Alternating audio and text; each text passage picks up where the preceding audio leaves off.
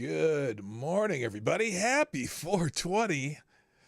Believe it or not, I am not high right now, except on coffee and life, of course. But hope you're having a good morning. I am. I'm here on time for a rare occurrence, and so that makes me happy. And if you didn't catch did you catch the theme today? It's 420, so hoping that everyone makes their if you're going to do a donation today, please make it 420. We did this last year and it was very successful. Everyone did 420 and it was very happy, and it was a good day. So let's make it another happy 420. We'll enjoy the show without being high, but we'll talk about marijuana today, just like we do every 420 on this channel. I'm not going to spend a whole lot of time on it, but there are a few funny things here. Interesting list of actors that are marijuana adjacent, cannabis adjacent, weed adjacent, Mary Jane adjacent, devil's lettuce adjacent. Hey, this graphic looks kind of like weed behind me a little bit. Well, it's starting to. Maybe on your screen. Well, it did a minute ago. I forget I'm watching about 20 seconds behind me. Anyway, we'll get caught up with some news, talk a little bit about pot, and go our merry way. Maybe take a nap later. Who knows? I don't know. Actually, I have shit to do today. But anyway, that's what it's going to be about, and that's it. Play the intro. Ladies and gentlemen, coming to you live from the Lucky Dog studio in a hidden location somewhere in the upper Midwest of the United States of America, it's a brother making his own way, but with all the wrong opinions. Welcome to the Morning Night Live with your host, yours truly, Dawg Knight. Okay, stop the music. Good morning, everybody. Welcome to the Morning Night Live. I'm your host, Marty, also known as Dawg Knight on the internet, and welcome back to the Dawg Knight Channel on this fine 420, April 20th, 2022, Wednesday, hump day. Get your hump on, and maybe with a little, if you're into weed, do your weed today, too, because it's the weed thing doing day that you do on the 420 thingy, bobber thingy, diggery-doo, doodly-doo thing. And so anyway, it's I'm going to get caught up in some weed news, but I also have, just a few things that are trending right now on the old Twitter machine, that kind of somewhat breaking news, and just some interesting stuff, right? So, and why do I have that there? That's weird. We're gonna get caught up on the Tail of the Wrens thing that we talked a little bit about yesterday, but boy, did that blow up yesterday. Holy shit, everybody's talking about Taylor Wrens and liberals of TikTok and this jackass and just the people trying to defend her and saying this was journalism. I have questions. I do. There's certainly questions, and also just the way different media covered it is pretty fascinating. So we'll get into that right after I say good morning to everybody. Let me get this out of the way so I can see who's here. I know the first person here was our friend Maddie. Thank you. Who gets the bell, and thank you for being here, all Johnny on the spot. I'm pretty sure, as usual, too, Maddie tweeted on the show. Yes, you did. There it is right there. I'm going to retweet that right there because I appreciate that so much. Anyway, what am I not wrong about, Shroom? Oh, yeah, I'll get to that in a minute. Okay, I forgot. I need to have that one up, too, because I have a little prediction that I made on Twitter regarding the Taylor Lorenz thing, because there was something stupid that the Washington Post did that they seem to not be admitting. So I'll get to that later. But let me finish saying hi to everybody first. Black Hebrew Israelites in the house. That's right. Also, good morning, Rotten Corpse, Neon Leon, Gulf City Johnny Blaze is in the house. I'm blazing it up. I can't smoke till I get back from dropping off the kiddo from school. That's okay. I see you got some puffs going there. Also, good morning to my favorite Canadian, Yaker Pony. Tyre Alexander's in the house. Lord Stanhope, Anna Lynn, John Migda's in the house. Chicago Mike, good morning. And Select a Boy. Yeah, boy.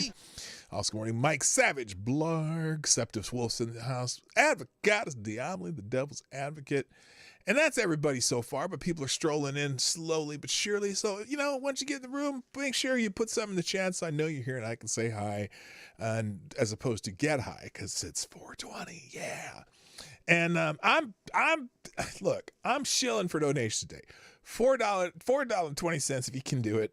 Drop 420 in and you can either, obviously we use the super chat and the Streamlabs, which is at pdognight.live. I prefer the Streamlabs because then I don't have to get 30% to Susan. You can use PayPal or the credit card option.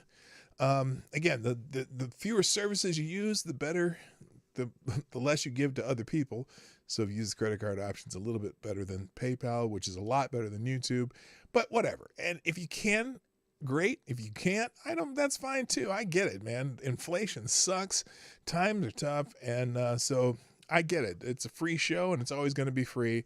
I'm never going to, I may open up the membership thing, but it doesn't mean I'm going to change how you watch the show. Anyone who wants to watch the membership is just if you want to do a recurring donation, like once a month. I'm thinking about doing that. I don't know if I'm going to do it through YouTube or through, I don't think I'm going to use, what's the one that's popular? The hell's that called? Subscribestar is one of them. That's the one I probably would use. What's the other? Patreon? I don't know if I'm going to use Patreon because I'm just one of those people. I have a feeling that that's one of those platforms I can get yeeted from, and I don't want to get yeeted. That's the problem. Moon! Oh, sorry. I said that. Hi, Moon. Good to see you.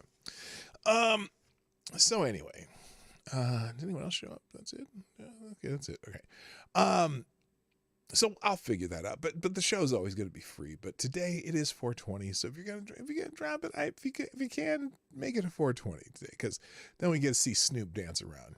You'll see what I mean after the first one. All right. Oh no, the first one will be. That should be the superstar donor. So the second 420, you'll see what I'm talking about. I think. I don't know how that works. I have it set up some way, but I have an appropriate 420 alert. So just to let you know.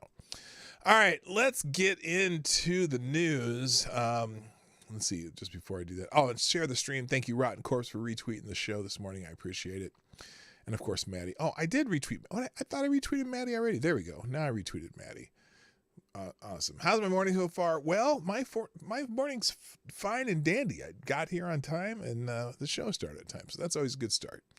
All right, let's do some news items first. One of the big things that's happening is Julian Assange. You're familiar with Julian Assange. He's trending on Twitter this morning because apparently a UK court has approved the extradition of Assange to the US. And there's a Guardian story here. I don't know if I'm able to read the Guardian story. I'm pretty sure I'm going to get the old, yeah. Oh, and that's just a privacy thing. Okay. Oh, okay. They don't do that. So anyway, U.S. court approved, or UK court approves extradition of Julian Assange to the U.S. That was not a slip intended at all. Don't even start with me. A court has formally approved the extradition of Julian Assange to the U.S. on espionage charges, and will ultimately be a decision for the UK Home Secretary Priti Patel. The WikiLeaks co-founder, who has the right of appeal, appeared by video link during the Westminster Magistrates Court hearings, which one of his barristers described as a brief but significant moment in the case. Mark Summers, QC for Assange, told the chief magistrate that he had no option but to send the case to the Home Secretary. It was not open at this point for Assange's team to raise fresh evidence, but there had been fresh developments, he said. Summers said serious submissions which would be made to the Home Secretary regarding U.S. sentencing and conditions. Now, okay, wait a minute. The brief hearing was taking place after the Supreme Court last month refused Assange's appeal against his extradition. He had sought to challenge the judgment by the High Court in December that ruled that he could be extradited after assurances from the U.S. authorities with regard to his prison conditions there. An extradition order was issued by the chief magistrate. So this is, first of all, this is bullshit. um, Julian Assange is a journalist, and I see, the thing is, espionage charges, really, because there's been all kinds of things. Wait, whose birthday is today? Very important birthday today. Is it your birthday lunch, Stanhope? What the hell? Still that video coming years ago when some people were smoking pot in public park and were surprised it was still illegal when a police officer arrested them. I haven't seen that one. Good morning, straight to the mail. And I believe that's John Migda. Yes, it is. Thank you, John Migda, for sponsoring the show. And John Migda, you are the new Streamlabs Superstar sponsor of the day. Dropping in what happened there? Dropping a big bullet in the tip jar. That's 420 day. Come on, you guys. I should have made that one of the options. That'd make it easier for you so you wouldn't have to type it in. But anyway, I appreciate any of these donations. We have our sexuality of the day. Now, we do this. I know we did this on Monkey in the Morning, but I certainly welcome this here. But it's one of those that I got to look up. Oh, he has the link to it, too. So here we go. We're going to open that link. Maybe. It should have opened. What the hell happened there? Oh, there it goes. So the sexuality of the day, just because this is LGBTQIA plus wiki on, it's neurogender. Neurogender is an emerging term. Neurogender is a term that has recently emerged, although the term may be growing in usage and is significant and well sourced enough to warrant inclusion in this wiki. It may still be relatively unknown outside of the platform or community where it originated. The exact definition and name may not have stabilized and may change significantly the more people identify with it. So, in other words, this is the catch-all, whatever you want to call it, what do you call it? Sexuality. Neurogender identity was originally proposed as a gender feeling that is strongly linked to one's status as neurodivergent. It was further elaborated upon. Following, the neurogender is a gender feeling that is linked to someone's neurodivergence. Okay, it can be both an identity and an umbrella. Okay. John, why are you putting this gobbledygook in here? Now, I know you did provide the link. I saw that, but it's just, this is like basically it's a gender is somehow linked to their neurotype, mental illness, or neurological conditions. So your gender is your mental illness, which in itself could be a mental illness. So that's okay. My head hurts. Thank you, John. Thank you, John, for doing that to me. My head hurts very badly now. I'm going to leave that in the links, though, today. By the way, everything we see today on this channel, if I put it on the screen, or if I just read it, it'll be in a single link down below in the description. I will update during the outro. There's a single link called a one-tab link, where if you click that link, it'll go up to a page where every single thing that we did during the show will be listed. Link after link after link after link. Good Lord. Hello. Did I say hi to Annalyn? Yes, I did. Lord Stanhope, what's up? So yeah, neurogender. But let's get back to Julian Assange. How that happened, I don't know. So anyway, they've approved his extradition. Basically, Assange, what they're claiming is that Assange had agents who were stealing information rather than people who are bringing information to him. So like the panel. Okay, this is another 556. It's 420 day, but I'll take the 556. Thank you so much. Anyway, so they're claiming that he was not just publishing government documents that he was getting, but that he was somehow paying people or soliciting people to get them. And so I just I think the whole case is bullshit, and I hope that they do extradite him and then a jury acquits him, because the problem is we've more than one president has been after this guy, and the fact that Donald Trump didn't give him any other more leeway than Obama or Clinton or Bush or any of them, because he's gotten stuff on everybody. He basically publishes malfeasance by governments around the world. So every government around the world hates this guy, but he had the asylum for so long that, he's been rotting away in basically an asylum, and then now in a prison cell in England. And frankly, I hope he goes to trial and they acquit him. Anyway, thank you to Chicago Mike, who says, have you been watching the Depp versus Heard case and watching Amber Heard's blank stare? No, I haven't paid attention to that so much. I'm probably going to use my time where I'm standing around at work and put it on my headphones and catch up on it, because I haven't paid attention to it. Normally, because I know that several lawyer people that I follow on YouTube are live streaming it and doing commentary and stuff, but it's just some celebrity shit that I hope Johnny Depp wins the case, but I don't know enough about it to really care. Thank you, Chicago Mike, for sponsoring the show. And Mike, Chicago Mike, you also are the new Streamlabs Superstar sponsor of the day. Why is my clap thing going? Now we're good. There we go. All right. All right, and Ty Alexander, thank you for sponsoring the show with the first 420 donations of the day. Everyone, pass, puff, puff. Let's see. Ty Alexander says, my face when the weed... Oh, wait. Well, it is a 421, so it deserves its own special music. Let's do this. Well, that's a little loud.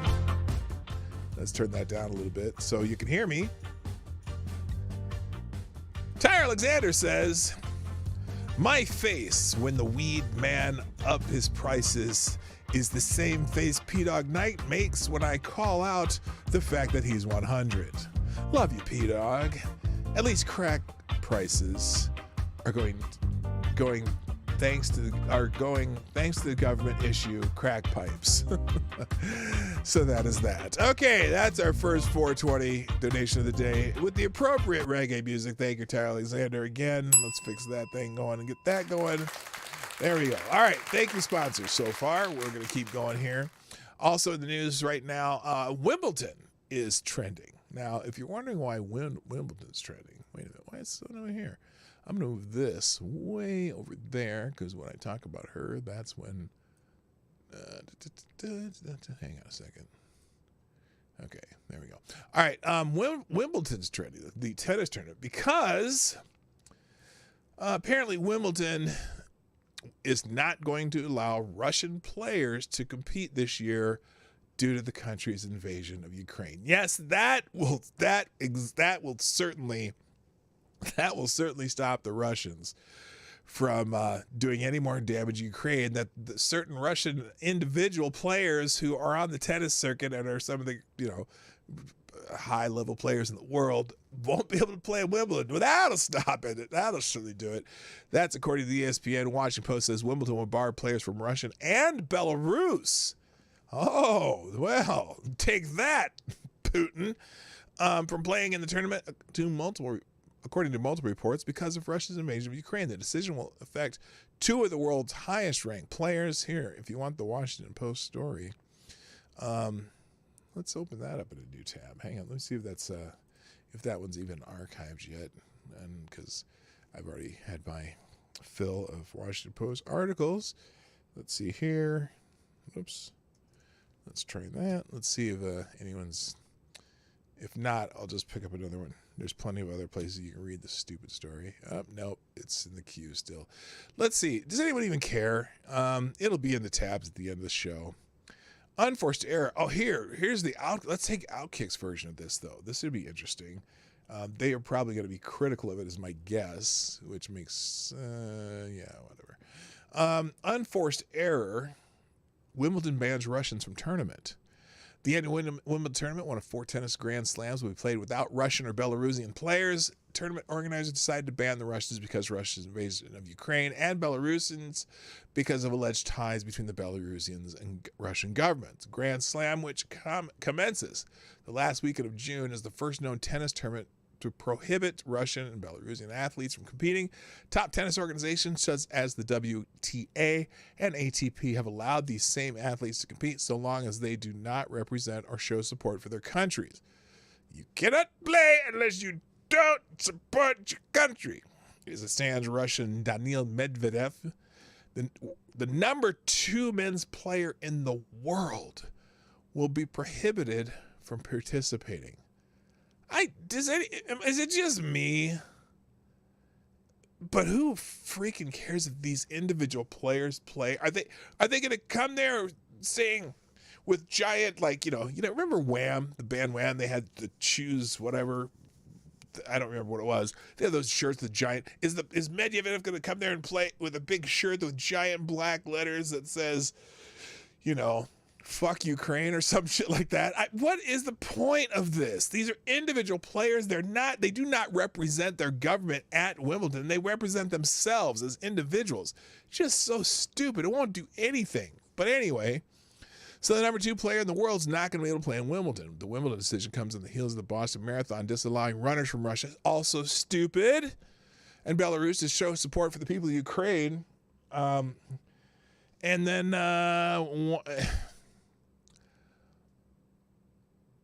let's see. Clay Travis, Outkick's founder, has been vocal that athletes from Russia and Belarus should not be punished for the sins of their governments. True. Yes, Clay Travis, you are correct, sir.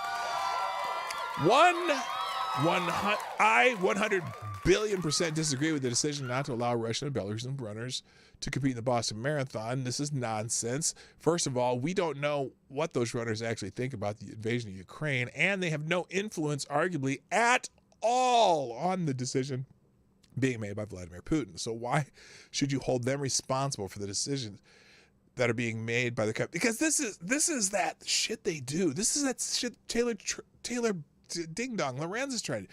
You think that you just can shit on people because you don't like them or you don't like something that their country's doing or stuff like that. This is just crazy. This is insane. We're not, guess what? You know who's not at war with Ukraine or Russia right now? The UK, the United States. In fact, there's not another country in the entire world that's at war with either of these 2 countries. And the individuals who are from those 2 countries have zero power to change what their governments do. Like I said, do you think Putin gives a rat's freaking behind and rectal sphincter that these players can't play at Wimbledon? Do you think that's going to... Oh no. Medvedev not going to be able to play at Wimbledon. I will have to stop this war now. We're going to retreat and we're going to give them everything they want. I don't think so. I think it's stupid. You're stupid. Anyway, hello, Jeffrey Russell. How you doing? Anyway, so that article from both the Washington Post and Outkick should be in the links down below. Dr. Anthony Fauci is also trending today. Why he's trending, I'm not 100% sure, but I'm going to put the link up here in the tab and you're going to look at it. So there's, let's see. So apparently Judicial Watch, I know that Judicial Watch found something. Where is it here? Oh, crap. Now this thing's refreshing. Anthony Fauci explains the connection between lockdown and vaccine uptake. Okay, so this is him from, I don't know, it was yesterday, but here. But lockdown has its consequences. You use lockdowns to get people vaccinated so that when you... Oh, yeah, he's talking about, because they were, the lockdowns in China, that Shanghai basically has 45 million people in the Shanghai and surrounding areas locked. Like, when they say lockdown, they mean like, if you get caught in the street, they're going to shoot your ass or something. Or they're going to, and if you get caught with COVID, they're going to kill your cat and take away your children and treat you like a leper, okay? A very contagious leper. And so, yeah, so they're basically locking down the entire Shanghai because they have the zero COVID policy, which is kind of stupid. You can't really do anything. There's people starving and screaming in the streets and shit. So this is Fauci talking about lockdowns, and the purpose of lockdowns was to get people vaccinated. Open up, you won't have a surge of infections because you're dealing with an immunologically naive population to the virus because they've not really been exposed because of the lockdown. Yeah, whatever. Anyway, but lockdown has its consequences. So anyway, you use lockdown. Dr. Anthony Fauci. So apparently, though, so Judicial Watch, the thorn in the side of left-wing Washington, they discovered something. They had records that reveal Fauci emails about. Oh, this was the 25th of March. Well, that's a long time ago. That's talking about when he found emails about that stuff that's right there that I'm not going to say in the full set. What was Hydrox cookies? We'll say he's found emails about Hydrox cookies and Stupid 19, but that's not the thing that why is he trending then? I'm pretty sure the lockdown thing. You use lockdowns to get people vaccinated. You use lockdowns to scare the shit out of people. That's what you really do. Hello, Jeffrey Russell Jr. Hello, Fixmore Kibidid, aka known as FX on this channel. Million people died because and then this thing.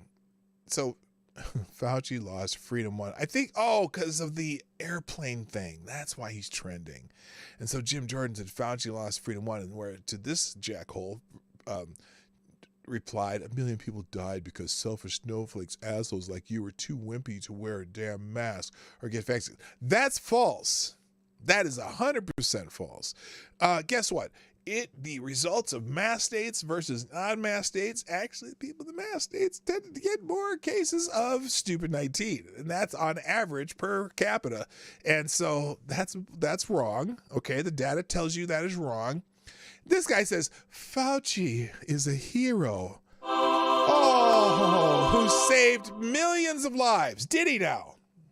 How? How did Fauci save millions of lives? I'm curious. Anyway, give me a thumbs up and retweet if you trust Dr. Anthony Fauci over Rand Paul. Oh, what did Rand Paul say? Trump in the election. Okay, I don't want to say that. Okay, because I can't say that on Twitter.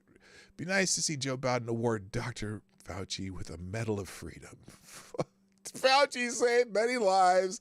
Fauci faced personal and professional attacks while doing his job to save them.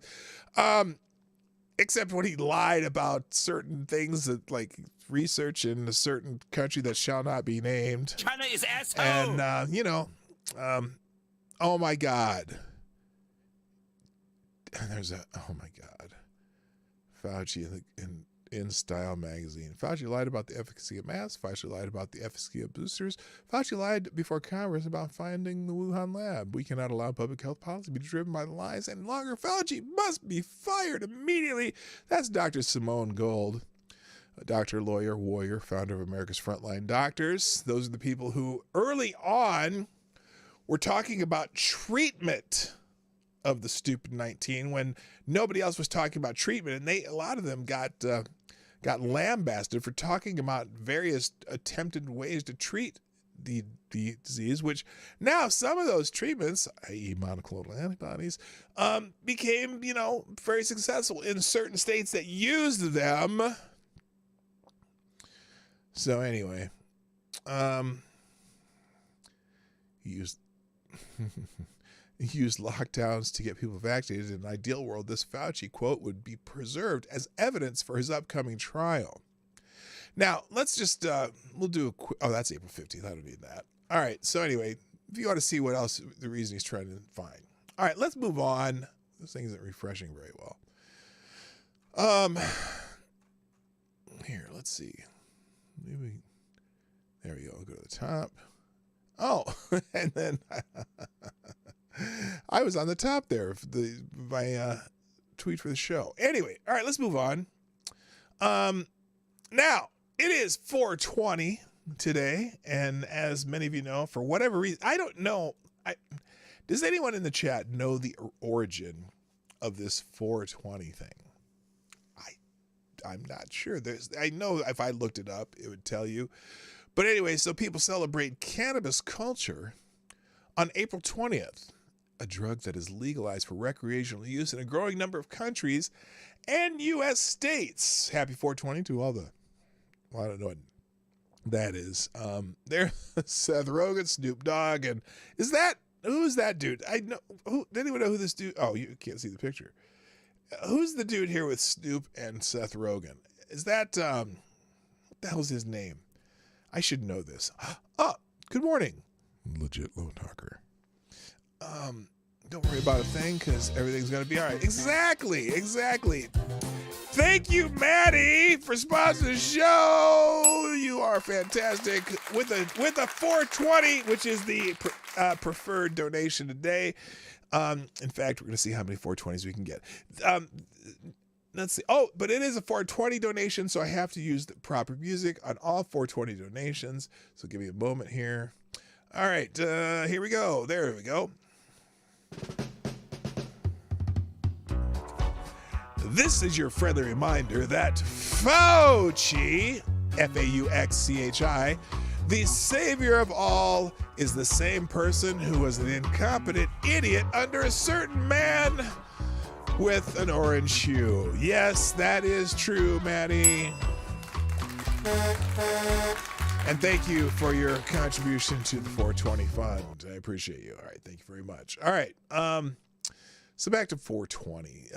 So anyway, I'll leave the link to the trend of 420, but there are some funny pictures on here, so we'll just scroll through a few for a second, then I'll get to some 420 news, because I want to talk to you about what states. There's several states. There's a lot more states with well, there is some. I have some 420 news. I have some cannabis news. Let's put it that way. So anyway, this says happy 420 if medical marijuana is ever legalized and scientists can begin studying the drug in earnest. There are several areas they may target. Here are some of them. This is CNN. This is CNN from the Philippines. CNN Philippines. 7 conditions medical marijuana can help, according to studies. So this is interesting. Let me make this so it fits in the page a little better. Well, here, we'll just go full screen, then you can see the whole thing. All right, here's 7 conditions medical marijuana can help treat, according to studies.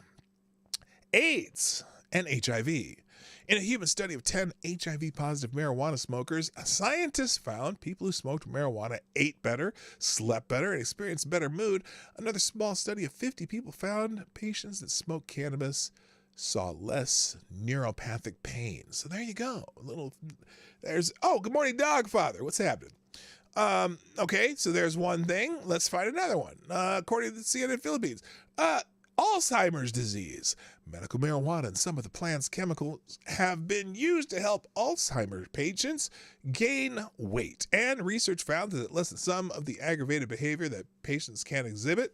Of course, because if they're high, they have no need to be aggravated. It's hard to be aggravated when you're high. Anyway, one cell study researchers found it slowed the progress of proteins deposits in the brain. Scientists think these proteins may be a part of what causes Alzheimer's, although no one knows what causes the disease. And let's try another one. Arthritis. Now, we already know that weed can help you with arthritis, but anyway, a whole 58 patients, oh goodness me, a study of 58 patients using the derivatives of marijuana found they had less arthritis pain and slept better. A review of studies concluded marijuana may help fight pain causing inflammation. Now we know that that's one of the medical uses of marijuana. People with chronic pain or people with certain pain issues, because basically, when you're stoned, you don't care what hurts. All right, let's move on. Oh, that was it. That was all. Is that all 4 of them? It was 4 slides. Okay, so that was the report from This is CNN Philippines. There's a whole thread of this. Wait a minute. Do they have more? Hang on, because it said 7 ways. Oh, here's the other ones.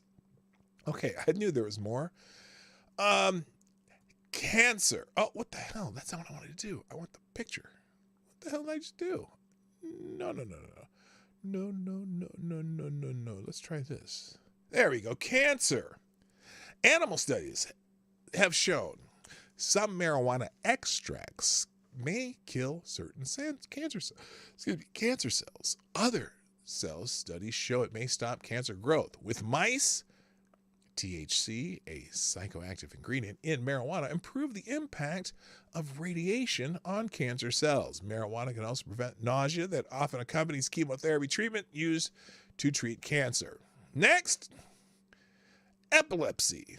Medical marijuana extract in early trials at the NYU Langone Medical Center showed that a 50% reduction in the frequency of certain seizures in children and adults in a study of 213 patients. So they're getting kids stoned too. Fan-freaking-tastic.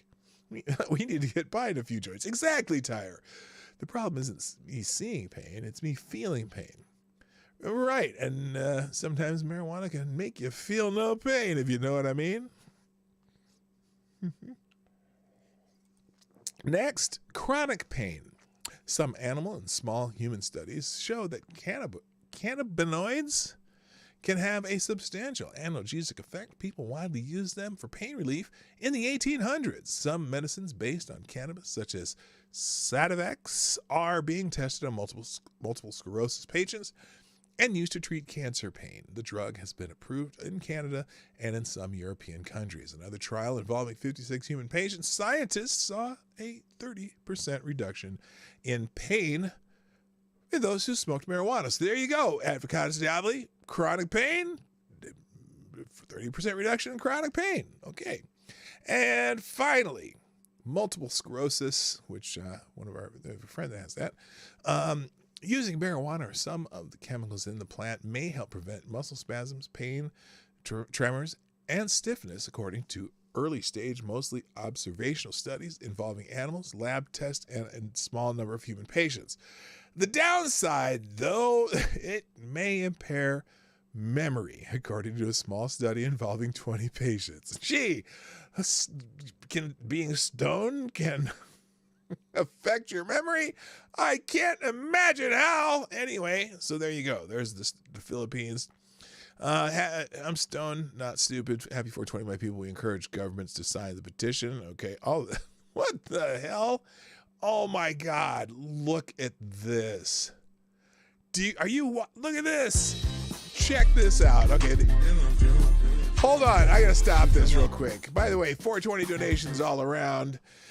Thank you, Chicago Mike. Oh, got to get the right music for this. I need to make this so I can do this without. Hang on a second here.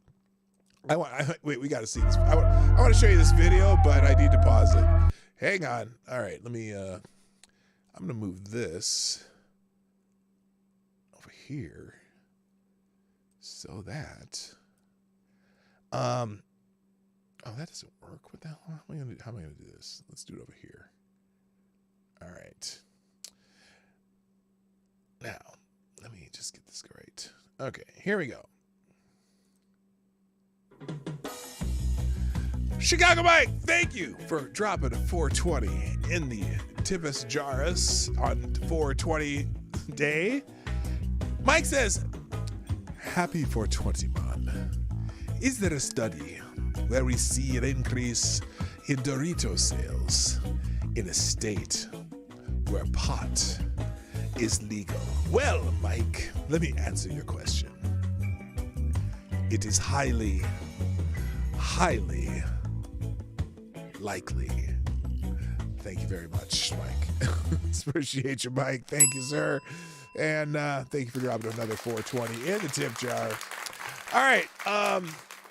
Let's see here. Where was I? Oh, this is amazing. I was showing you a video here. I'm gonna blow this up so you can see it better and go on the full screen. There we go. Check this out. Now, if you want to get now, this is called. You know how when you there's that thing about the stoners and it's puff puss pass. Well, in this case, you don't even have to pass. Check out this. This is now this when someone says a bowl, this is a bowl. Check this out. Here, I'm gonna leave the music off just because it's probably one of those music. I'll put a little reggae on for that one. Look at that. Now that's how you get the whole room involved. Holy smoke. That is awesome. Well, if you're into that thing, I mean, so basically it just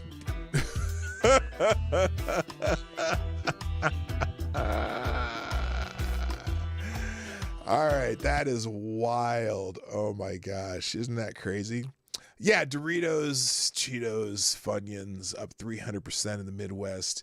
Well, we're going to talk about that. We're going to talk about where those sales may be up, because there are several states who have legalized marijuana. So anyway, there's all kinds of and the memes too. There are some beautiful memes. This one 4 o'clock and at 4:20. Mary Jade and I, we're going to have a hell of a time. Let's see. There's several. You can't spell healthcare without THC. Happy 420. Happy 420 with the double salute. She's got the 420 shorts on, and some people are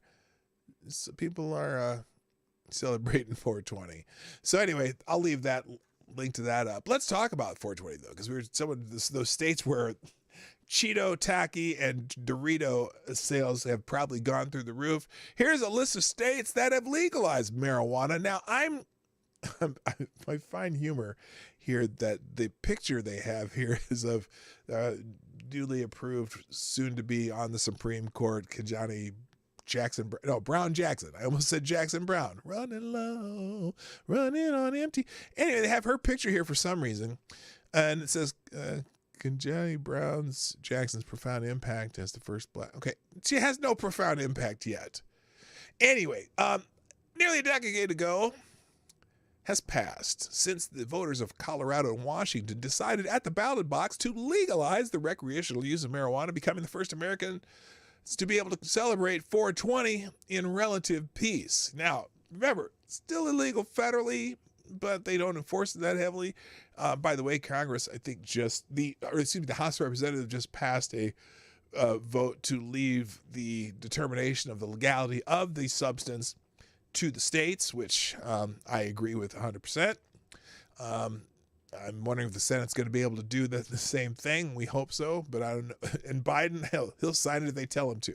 But anyway, in the time since, 16 states and the District of Columbia have followed suit. New Jersey, which voted for the legislation in 2020, authorized its first legal sales of marijuana to adults 21 and older to begin on April 21st. Tomorrow!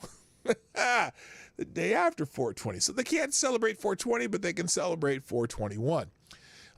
One day after the annual celebration of cannabis culture. All but a handful of 11 states have okayed its medical use, and legalizing the substance at the federal level is picked up new momentum. The House recently passed a bill to decriminalize marijuana. In fact, I'll open that link, so if you want to see that, that was very short time ago. Wasn't this is like April 1st, I think. Yeah. Anyway, what states have legalized recreational marijuana? A number of states that have legalized recreational use has risen steadily over the last 10 years. New York became the 15th state to legalize weed last year, but retail sales in the state aren't expected to begin until late 2022 at the earliest.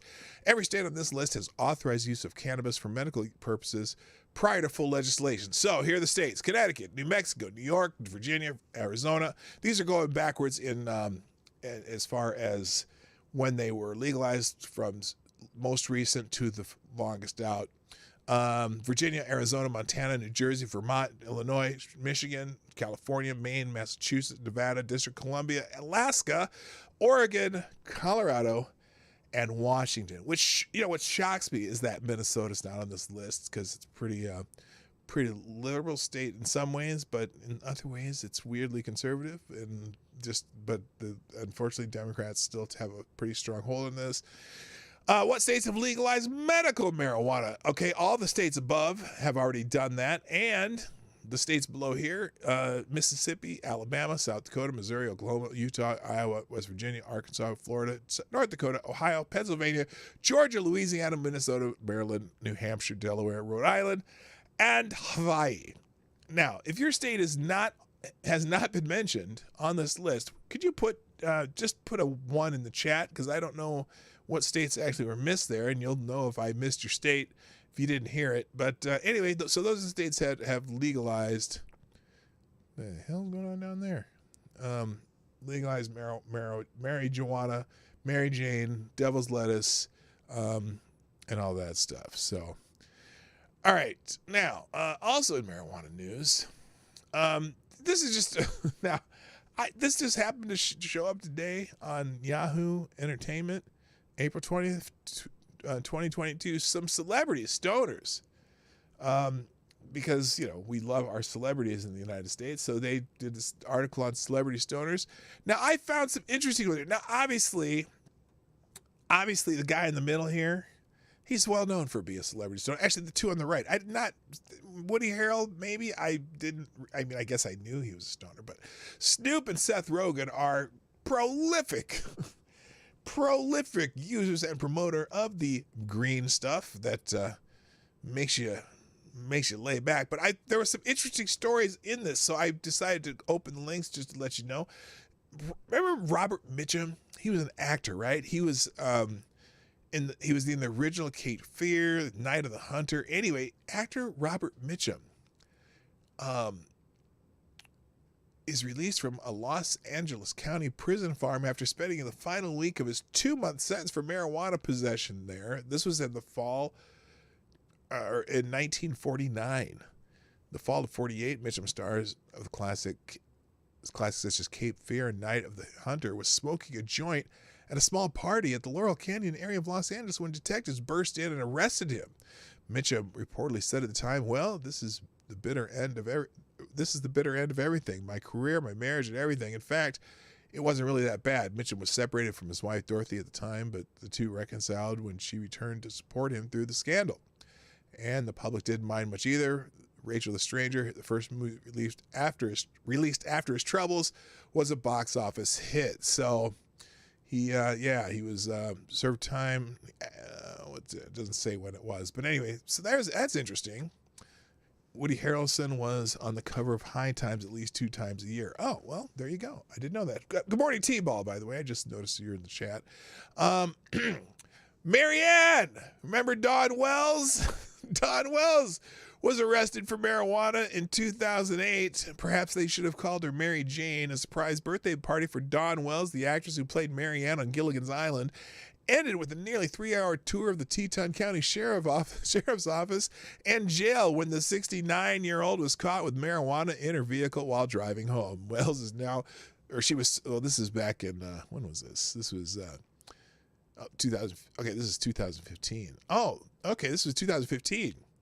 Wells was serving 6 months unsupervised probation for the crime. She was sentenced to February 29th to 5 days in jail and fined $410.50 and placed on probation after pleading guilty to 1 count of reckless driving. So she pleaded to reckless driving, but there was marijuana in her car. Shh. So I almost said Mary Jane. What was her name on the show? Marianne. Marianne of Gilligan's Island. Always thought she was hotter than Ginger. I did too. I've always found her more attractive than Ginger. You know, Ginger seemed fake attractive and Marianne seemed real attractive. That was always my thoughts. Anyway, Justin Timberlake likes to partake in weed. Forget about talked about love life. Justin Timberlake is coming clean about one not-so-secret vice. He smokes pot. Yes, absolutely, the singer told Playboy magazine when asked if he's a pot smoker. Why the weed? The only thing pot does for me is get me to stop thinking, the Bad Teacher star explains. This is an article from when? 2011. But anyway, so Justin Timberlake, pot smoker. Very interesting. Also, who else did they figure? Oh, Roseanne Barr. Roseanne Barr actually opened a medical marijuana dispensary. Roseanne's joint will offer weed-laced macadamia nuts grown on comedian's farm, among other goods. She's going to pot with the latest. Former Roseanne star and presidential candidate has joined the cannabis. This is a while back. This is back in 2016. And I didn't know she ran. Well, didn't she run for president on like the grassroots party? I think she did. I think she's in the grassroots party or something like that. Anyway, she joined the cannabis industry via a medical marijuana dispensary that will open in Santa Ana, California, the Orange County Register reports. Barr is investigating the dispensary and will enter a licensing agreement with the business. The name of this dispensary? Roseanne's Joint, of course. Anyway, so now she can sell like recreational pot too. She kind of fell off the map after she had that little thing where they said she was racist, and I don't think she's racist, but Chase Crawford. I don't even know who Chase Crawford is. Apparently he's on a show on TV, Gossip Girl or something, but he was arrested in Plano, Texas for possession of marijuana. The cops confirmed to TMZ.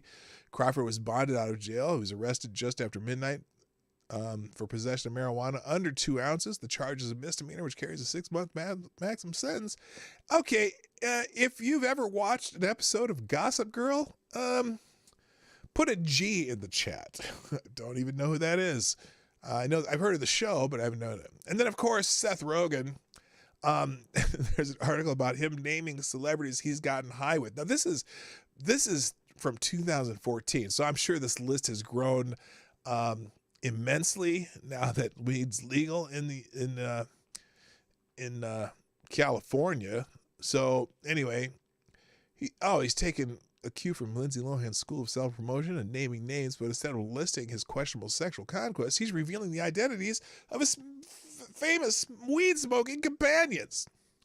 Now, this is a little bit deceptive because they have a picture of Barbra Streisand here, and Seth has not, I repeat, has not smoked weed with Barbra Streisand. But, of course, James Franco, that's obvious because that's like one of his best friends. Dave Franco, I didn't know James had a brother. Paul Rudd, I guess it's not surprising. Yeah, a lot of times. Sarah Silverman, sure, lots of times. Snoop, yeah, I actually have. Barbra Streisand, no, but they talked about it a lot. She smoked, but Barbra Streisand smoked weed with Peter Sellers. You know who that is? Yeah, there you go. And Jonah Hill, Willie Nelson. Well, Willie Nelson, no, but Jonah Hill, yes. Anyway, does any of that shock you at all? Anybody? I don't know. It's Seth Rogen. I'm sure he smoked pot with everyone in Hollywood. What's up, you beautiful fuckers? Good morning, P-Dog. That's GDSOB. Nice to see you this morning, sir. Okay, and then finally, let's see. This is my last pot story. Stoned and Stupid. Get this. How do you get this ad off my screen? Get off my screen, stupid ad. Here we go. So this is, and then there's, I don't remember why I had this. Stoned and Stupid 420 celebration resumes in San Francisco Golden Gate Park with new rules. New rules for the Stone Stupid event in Golden Gate Park. By the way, Chicago Mike, I didn't even say it, but you are the new superstar sponsor of the day. I forgot to do that. I'm sorry. I just noticed it on that last 420 donation. Remember, all donations today, we're asking 420, please. If you can, if you can't, that's okay. You don't have to. It's just what I asked for. Anyway, apparently there's a Stone Stupid event celebration in San Francisco's Golden Gate Park. Probably the rules are try not to get robbed, because this is San Francisco, one of the terrible crime cities in America. Anyway, after a 2-year hiatus, San Francisco is preparing for thousands of people to return to Golden Gate Park, Hippie Hill, for the annual 420 marijuana gathering on Wednesday, which is today. It's happening today. Probably not this early in the morning, but hey, people will get out of bed to smoke pot. Anyway, this year there will be some big changes to the event. Vendors will be selling marijuana products, so the gathering will be fenced off and limited to adults only. Because this is the year where there are legal sales, state law requires that you will not be allowed unless you are 21, said Phil Ginsburg. I was thinking Ginsburg knife. Ginsburg, general manager of the San Francisco Recreation and Parks Department. So they've been allowing this. Look, that's funny. So they've been allowing this celebration to go on. And I think they've been doing this for years in this park. And prior to this year, people of all ages could show up and be at this party where basically they smoke pot in the park. All ages. But now that it's legal in California, they're limiting it to people who are 21 and over. Wow. Wow. Anyway, Our goal is to try to make it as safe as possible. Well, you've been doing this for years. Anyway? For some people, the grass is always greener at Hippie Hill on 420. Tens of thousands of people come to Golden Gate Park in years past. I think everyone's going to come out and have a good time, said Savannah Vines, a Concord resident who enjoyed the sunshine with friends sitting on Hippie Hill Tuesday as organizers set up for the event. Community organizers spent all day setting up the main stage and tents for more than 40 sponsors, merchant booths, and food trucks. But the food trucks will be going wild today. Anyway, and also new this year will be 2 VIP platforms for better viewing of the performances. Alex, I wonder if they'll have like big old soft couches and shit.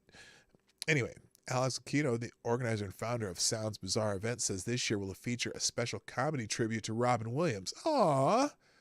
They renamed this meadow Robin Williams Meadow, so we're doing a dedication to him in honor, said Aquino. We have comedians.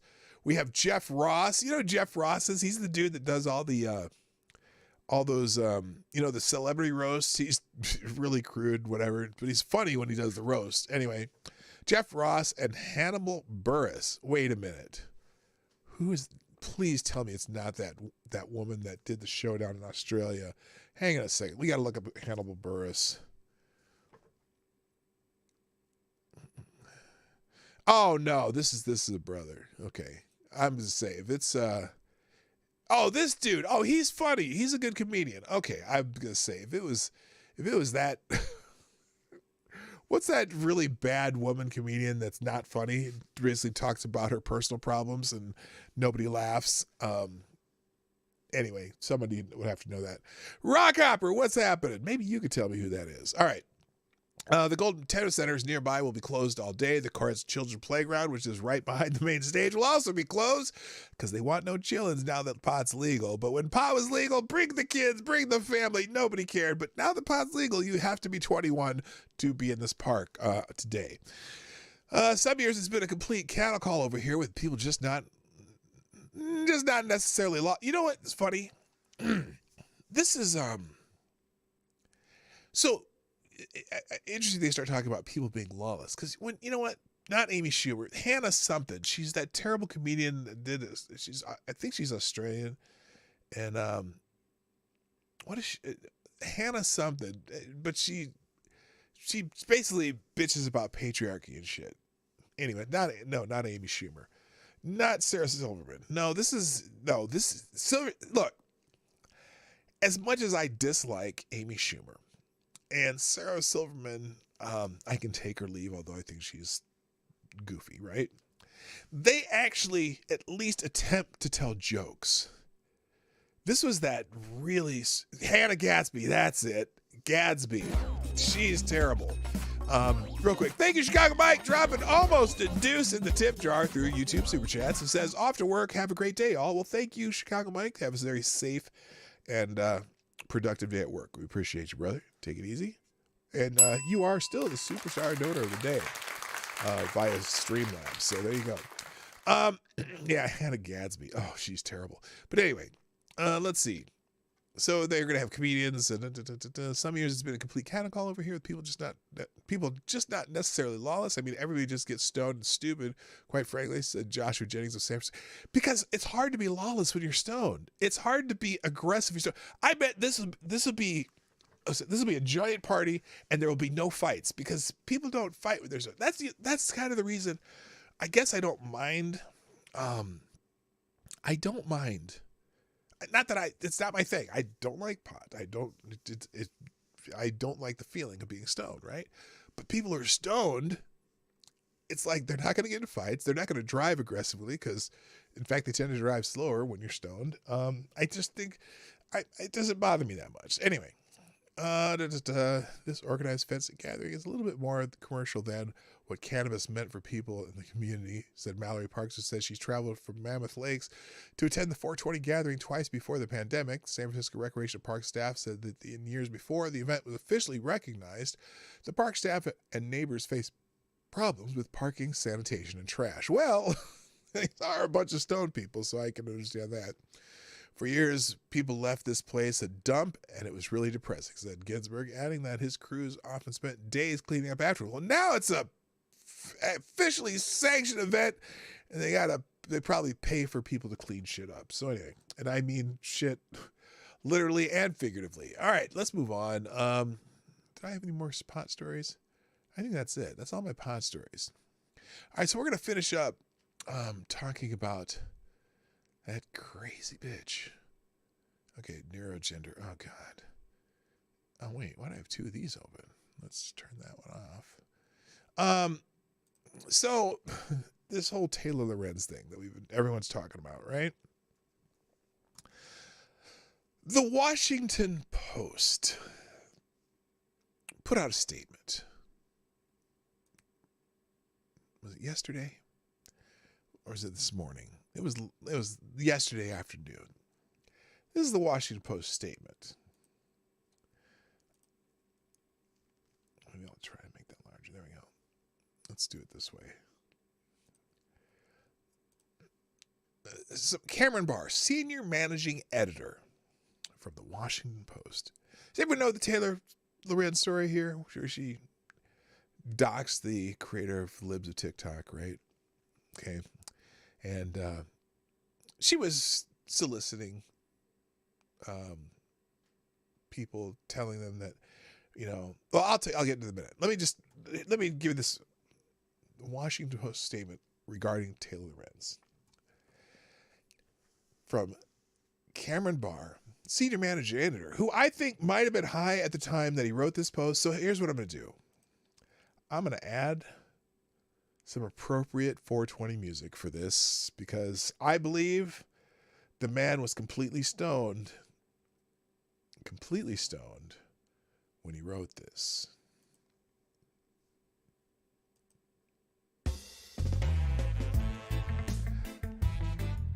No, that's a little too, here, let's go back. Let's try a little more sentimental.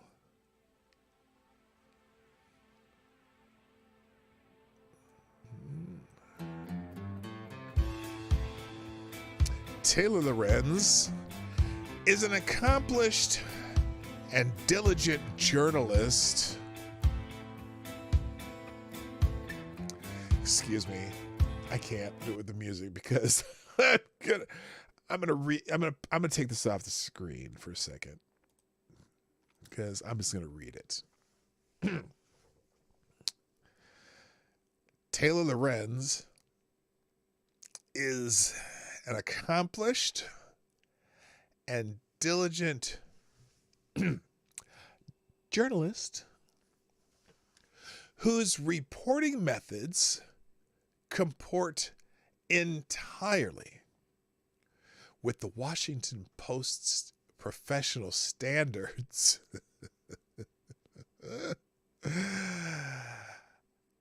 Chaya Raichik. And it's very important them to put the woman's name in here, but now we know the name. In her management of the Libs of TikTok Twitter account and in media interviews has had significant impact on public discourse, and her identity had become public knowledge on social media. Now, what's funny about that, there were people who knew who she was, but they didn't blast it out in the freaking Washington Post. But let me finish this statement first, and then we'll get to the substance and stupidity of this statement. We did not publish or link to any details about her personal life. Signed, Cameron Barr, senior managing editor of the Washington Post. Now,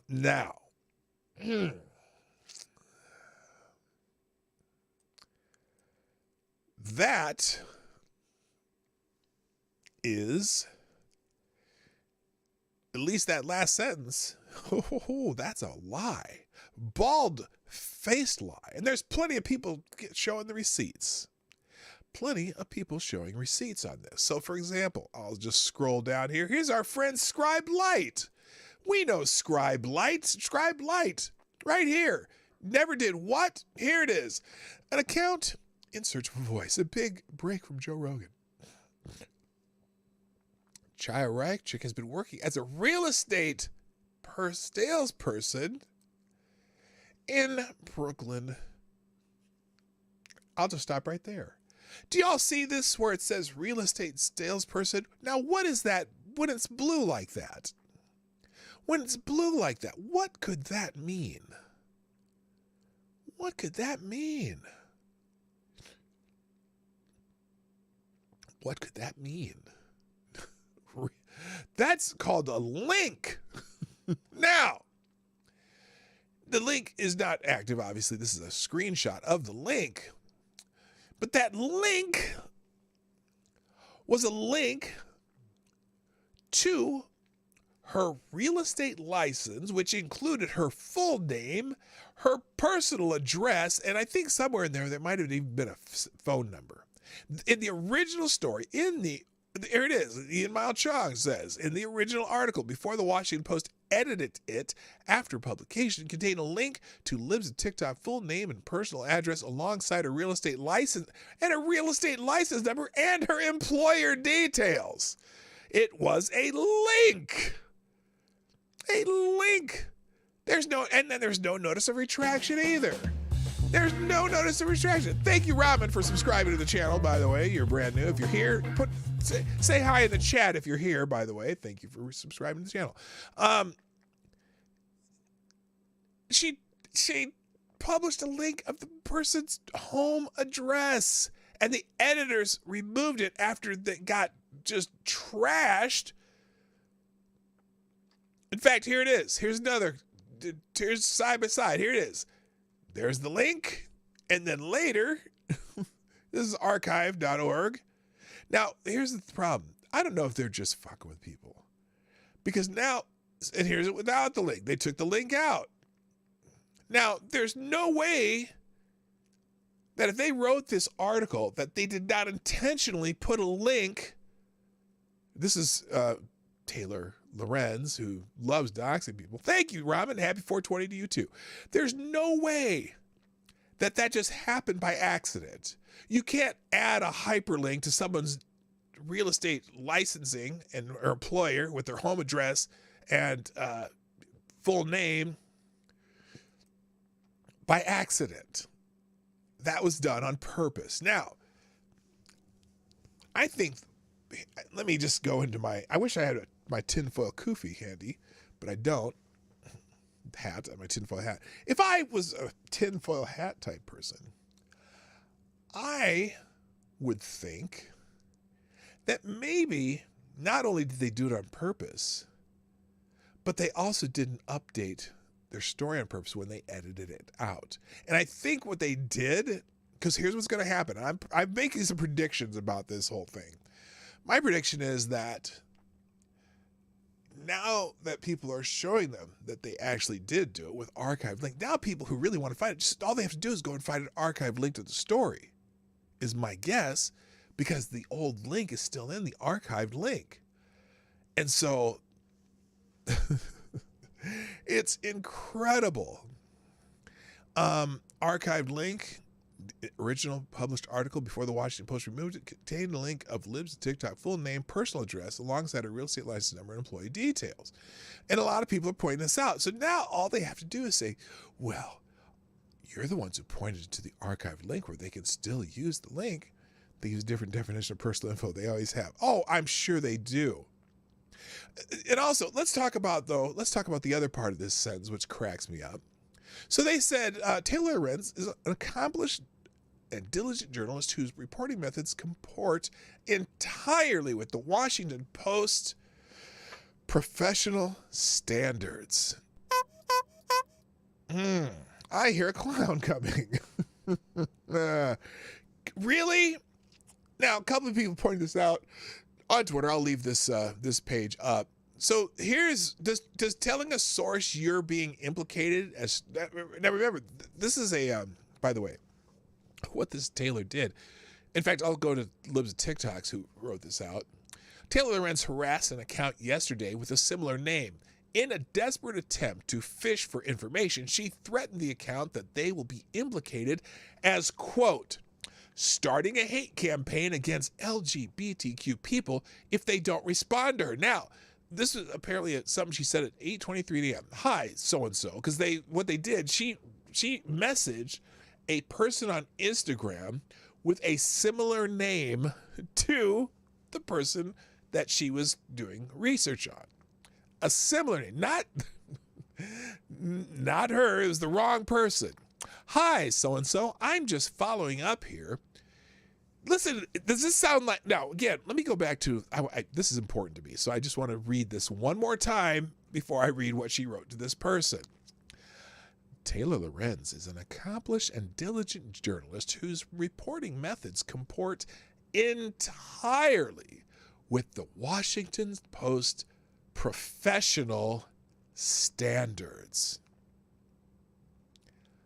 Again, look at this. She said this to someone who was not the person she was looking for. Hi, I'm just following up here. You've been mentioned as the administrator of the Libs of TikTok account on Twitter, and I need to turn my story in today. Is that your account?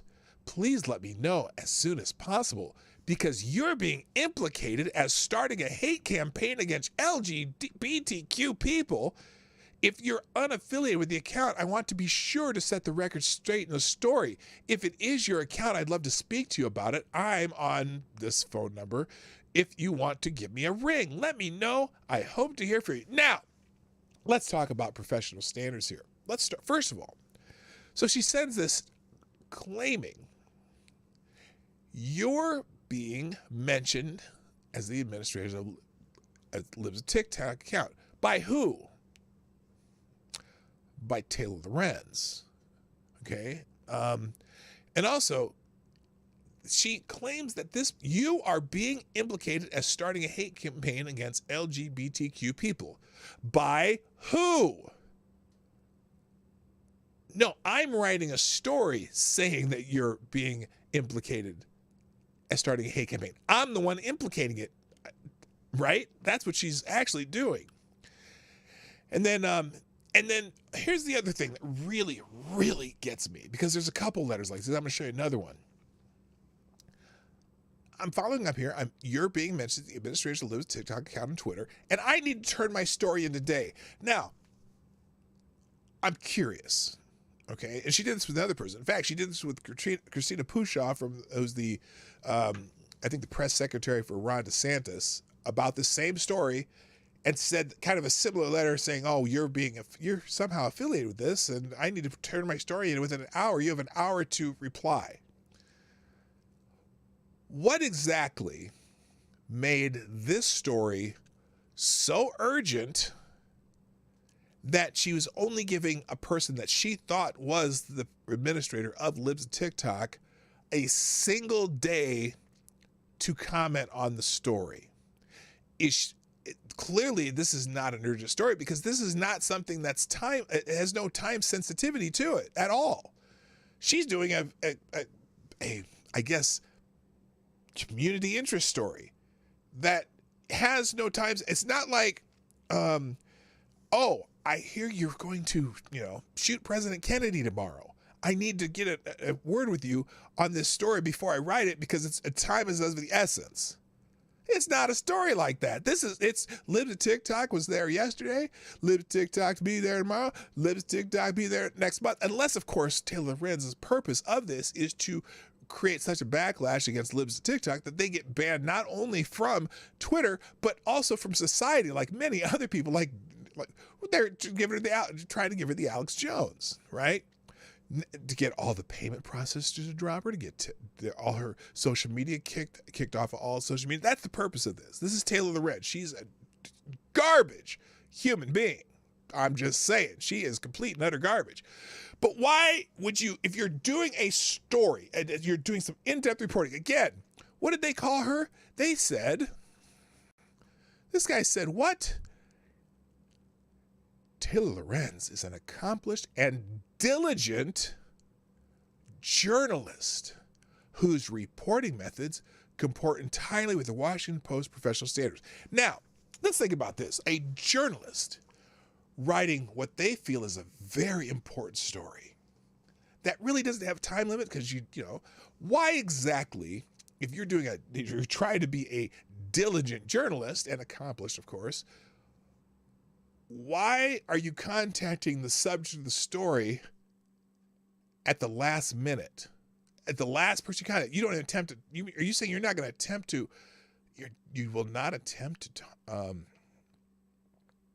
cover the story before that? Oh, is this after you knocked on her door? Is this after you harassed her family? I don't get it. And then, let's see, I wonder if Christina Pushaw's thing here. Here it is. Yeah. Taylor Lorenz article originally linked Libs of TikTok real estate license, which contained her address. This is doxing, which it is. That guy's a liar. The Post later revised the article to remove the link to this private citizen's address, but did not include any notice of the retraction or correction. Everyone knows that this is a lie, but I have predictions, and I made it on Twitter, but I'll get there in a minute.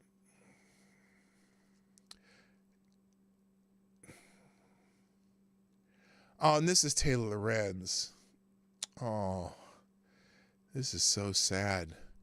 After my whole family was doxxed again this morning, trolls have now moved on to doxing and stalking any random friend I tagged on IG. They're posting their personal details of my friends and sending threatening texts with messages. I noticed you're close to Taylor Lorenz. Gee, I wonder what kind of treatment. I don't even know her name because I don't. It's a. What's her name? The woman Libs of TikTok. Imagine the type of threats Libs of TikTok, because you know the T Mafia is unforgiving. I'm sure. I'm pretty sure she probably got plenty of traffic on Twitter and whatnot. But now the T Mafia probably knows where she lives. Thank you, Selected Boy, for sponsoring the show. I appreciate it. With a 10 spot, dropping a 10. Says to Taylor Lorenz, karma doesn't sleep. Thank you, Selected Boy. That's beautiful. That's special, and I'm sure the whole crowd approves. But yeah, she gave, and this Christina Pushaw. Let me see if I can see. Let's see if Christina's. Let me find her here because this was also fascinating from yesterday. Where is it? Let's see. Oh, this is. These are all these people. What is this? Oh, hello, Ms. P. I'm a reporter from the Washington Post. I'd like to write a profile feature story about you. As such, I'd like to arrange time for an interview. Will you have some time to spend with me? That's from somebody else, the Washington Post. I actually want to show you what she sent to this director, this communications director for Ron DeSantis. If it's in here somewhere. Because she sent her. Could this be it? No.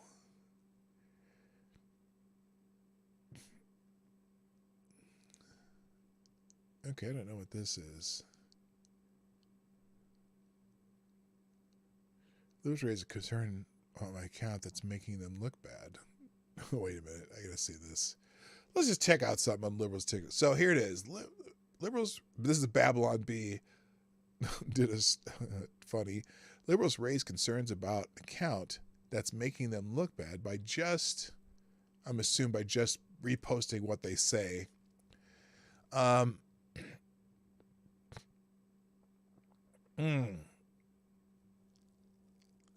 Oh, this is the surf. Since there seems to be a lot of confusion about the Libs of TikTok saga, including from people on the left who are buying into a lie that it's just a site that posts videos and it's the LGBTQ plus that make themselves look bad. Here are the receipts. Well, yeah, does she make comments on it? Sure. But look,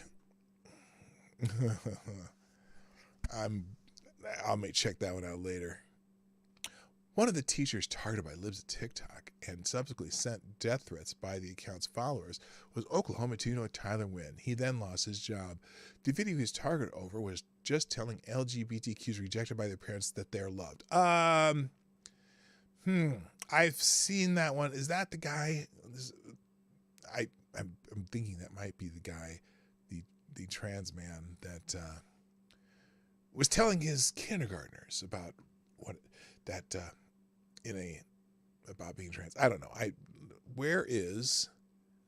don't know where the one I'm looking for is. I didn't bookmark it, but anyway. So I wanted to take some time today to look at how some different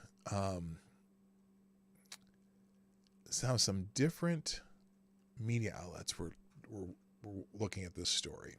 So first I pulled up this MSN, which is actually a Forbes magazine article about this. And so we're going to go through this real quick. Here it is. Forbes. Now, just the title alone tells you where this is going. Because the title of the article is Right-Wing Figures Attack Journalist Taylor Lorenz for Revealing Creator of Libs of TikTok. Now, there's some certain fallacies right there in the title of the article right here. Right-wing figures attack journalist Taylor Lorenz.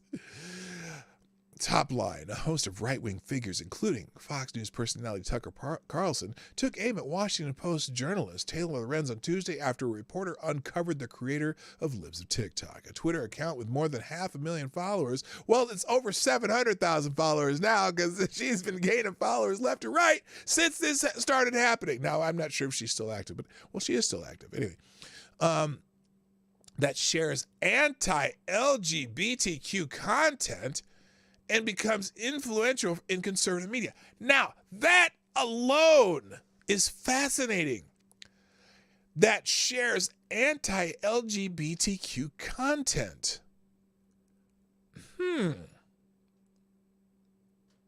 Shares anti-LGBTQ content.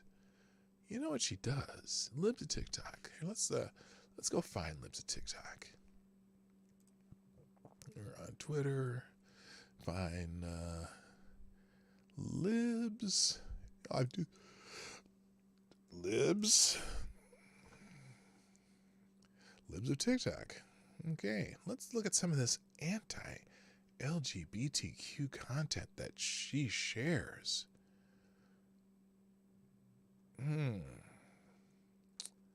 Let's see. Oh wait, actually, I'm gonna show you. I'll show you this in a minute because I'm running out of time, so I want to make sure I get through this. Anyway, key facts. This is the key facts according to Forbes. The writer at Forbes' name is Madeline Halpert. Do not harass Madeline Halpert.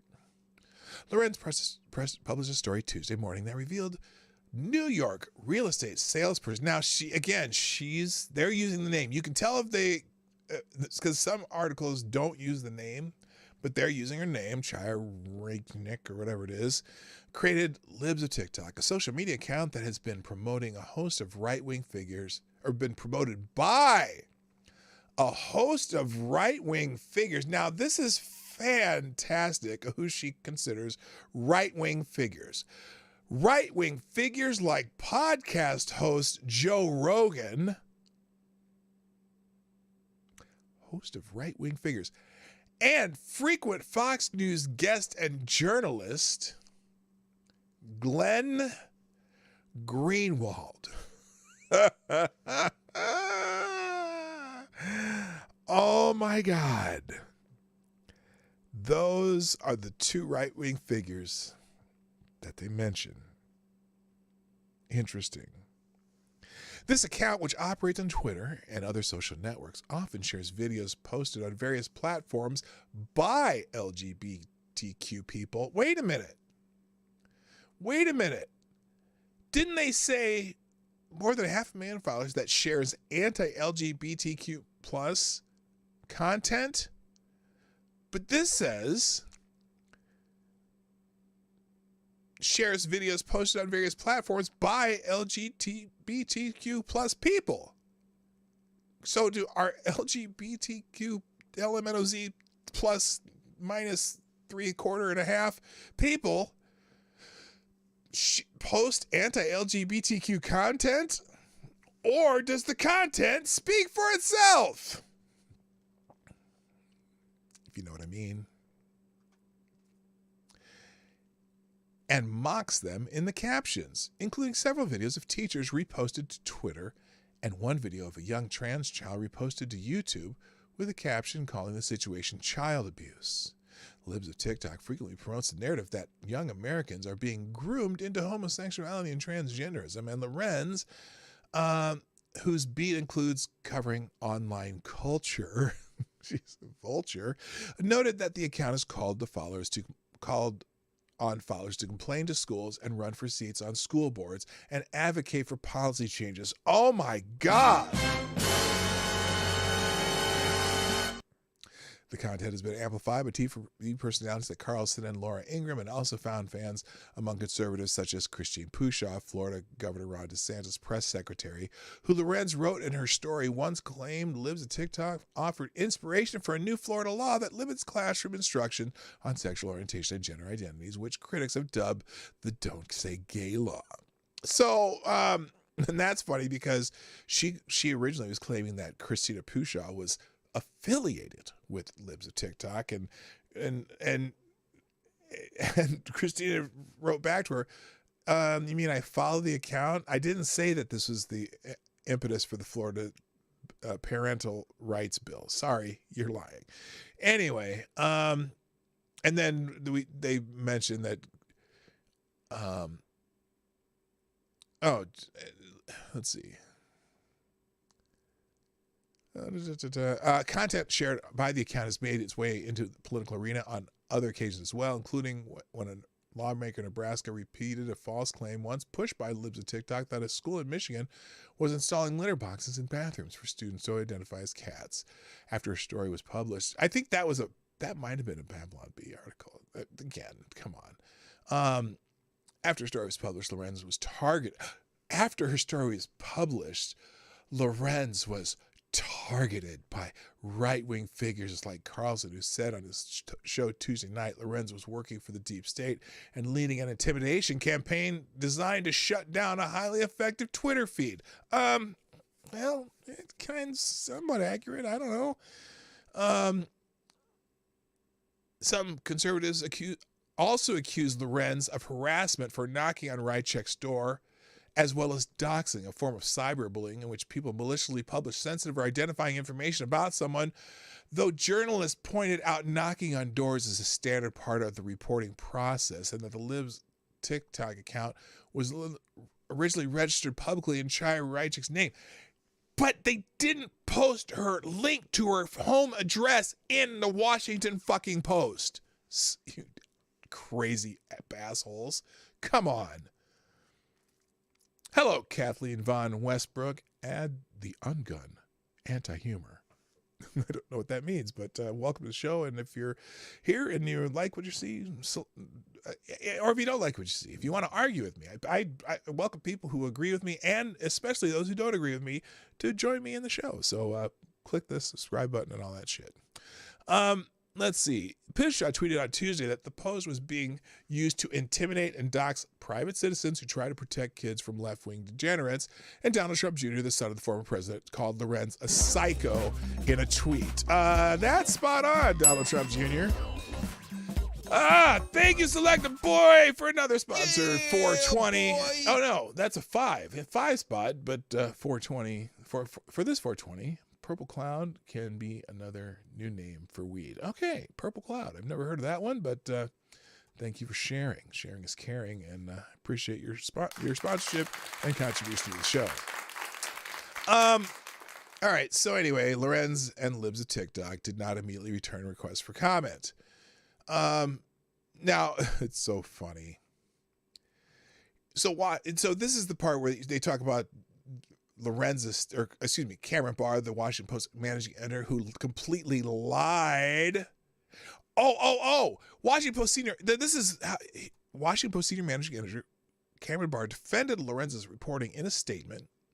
I'm sure that's the Twitter statement, calling the journalist an accomplished and diligent. Not me that diligent, although she did go knock on the woman's doors. Meanwhile, called Barr's statement lies. Libs of TikTok, meanwhile, called Barr's statement lies, claiming the story included a link with personal information about RideCheck that was removed because they knew what they were doing was abhorrent. Taylor Lorenz says, rather than debate doxing, I hope people can read this story and see the striking escalation of attacks against gay and trans people and the crucial role this account has played in the right-wing media ecosystem, she said in a tweet. Yeah, bitch. After the story is pronounced. Anyway, there's more in that story. Thank you, Tyler Alexander, for a small bullet.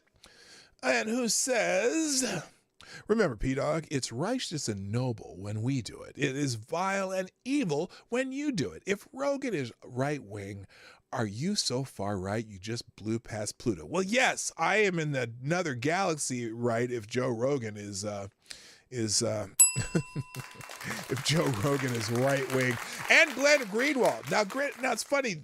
Now Rogan has lots of views in multiple directions. He's like all over the place as far as his views. And Glenn Greenwald is a certified lefty, but he's kind of like the lefty, like Jimmy Dore, or those people that the left are starting to hate because they do believe that some of the things that the people on the left do are stupid. Or Bill Maher, the Bill Maher's, Glenn Greenwald, Jimmy Dore. There's a lot of people on the left who are absolutely, Medicare for all leftists, right?